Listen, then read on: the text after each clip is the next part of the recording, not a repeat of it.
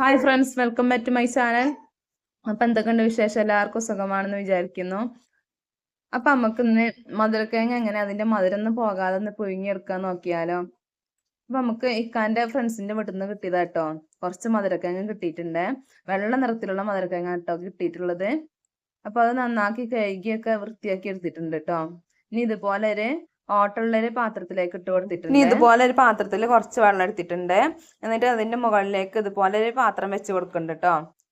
ഇനി ആ പാത്രത്തിന്റെ മുകളിലേക്ക് നമ്മൾ മധുരക്കിഴങ്ങ് വെച്ച ഈ പാത്രം ഒന്ന് വെച്ച് കൊടുക്കട്ടോ. അതേപോലെ വെള്ളത്തിൽ തട്ടരുത് കേട്ടോ. വെക്കുമ്പോൾ വെള്ളത്തിൽ തട്ടാത്ത രീതിയിൽ ഇതേപോലെ ഇങ്ങനെ വെച്ച് കൊടുക്കട്ടോ. എന്നിട്ട് ഇത് നന്നായിട്ട് നടച്ച് വെച്ചിട്ട് ഒന്ന് ആവിയിലൊന്ന് വേവിച്ചെടുക്കുക കേട്ടോ. 3 മിനിറ്റ് ഒക്കെ മതിയാവും കേട്ടോ മധുരക്കിഴങ്ങ് വെന്ത് കിട്ടാൻ വേണ്ടിയിട്ട്. അപ്പം നമ്മളിത് നടച്ച് വെച്ചിട്ട് ഇനി ഇതൊന്ന് സ്റ്റൗവിലേക്ക് വെച്ചിട്ടൊന്ന് തീ കത്തിക്കണ്ടേ. കുട്ടികൾക്ക് ഭയങ്കര ഇഷ്ടമാട്ടോ മധുരക്കിഴങ്ങ്. അതുപോലെ മധുരക്കിഴങ്ങ് ഇഷ്ടമുള്ളവർ ആരെങ്കിലും ഉണ്ടെങ്കിൽ കമന്റ് ചെയ്യണ്ടേ.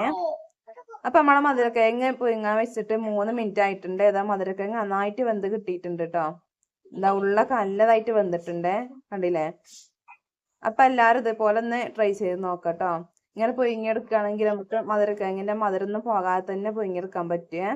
മറ്റേ വെള്ളത്തിലിട്ട് പുഴുങ്ങുകയാണെങ്കിൽ ആ വെള്ളത്തിൽ മധുരക്കിഴങ്ങിന്റെ മധുരമൊക്കെ പോകും കേട്ടോ. അപ്പം വീഡിയോ ഇഷ്ടമായ ലൈക്ക് ചെയ്യാനും ഷെയർ ചെയ്യാനും മറക്കരുത്. പിന്നെ എൻ്റെ ചാനൽ ആദ്യമായിട്ട് കാണുന്ന ഏതെങ്കിലും കൂട്ടുകാരനെ സബ്സ്ക്രൈബ് ചെയ്യാൻ മറക്കരുത്. അതിൻ്റെ തൊട്ടടുത്തുള്ള ബെല്ലൈക്കണും കൂടി അമർത്തുകയാണെങ്കിൽ ഞാൻ ഇടുന്ന എല്ലാ വീഡിയോസും നോട്ടിഫിക്കേഷനായി നിങ്ങൾക്ക് ലഭിക്കുന്നതാണ്.